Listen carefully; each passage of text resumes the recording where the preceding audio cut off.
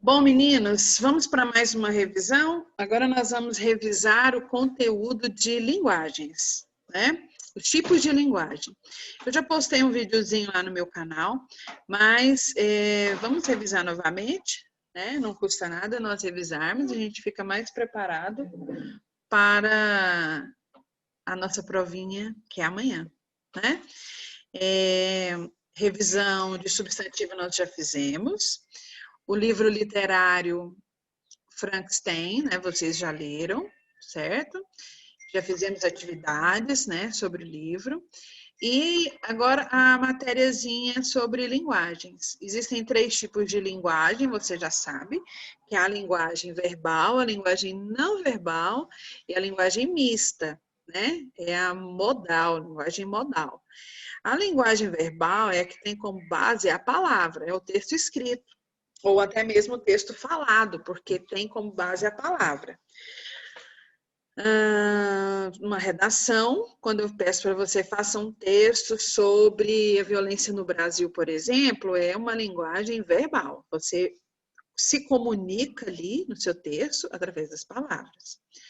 Linguagem não verbal é a que tem como base a ilustração, o desenho, a mímica, né? A gente se comunica de outras formas sem usar a palavra. Essa é a linguagem não verbal, não tem palavras. Olha aí o não verbal.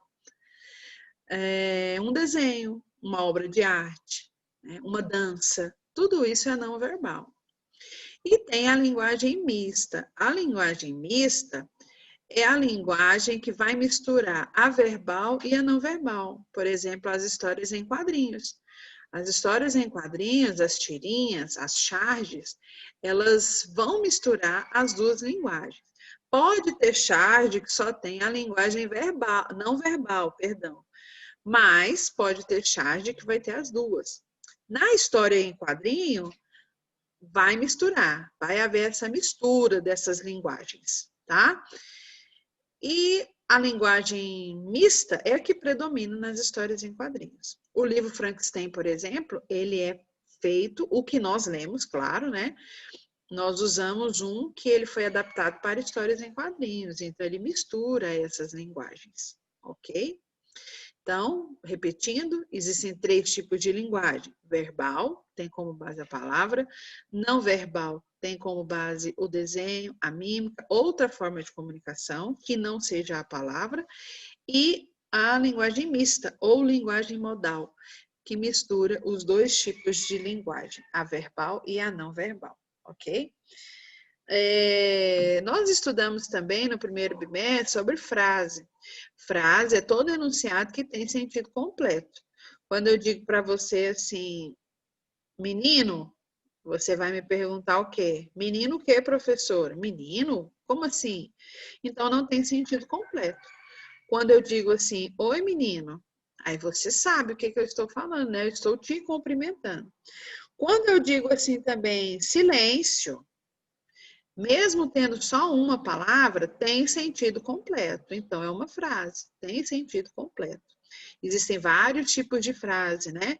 A frase imperativa é aquela que dá uma ordem. A frase declarativa é aquela que declara alguma coisa sobre algo ou sobre alguém. Por exemplo, eu fiz a tarefa. Eu estou declarando, né, que eu fiz a tarefa. Frase interrogativa. Por que você não fez a tarefa? Tem uma interrogação aí, então uma frase interrogativa. E a frase exclamativa, nossa, que calor, né? Estou exclamando, estou demonstrando o meu sentimento sobre alguma coisa. Esse também é um tipo de frase. Tá?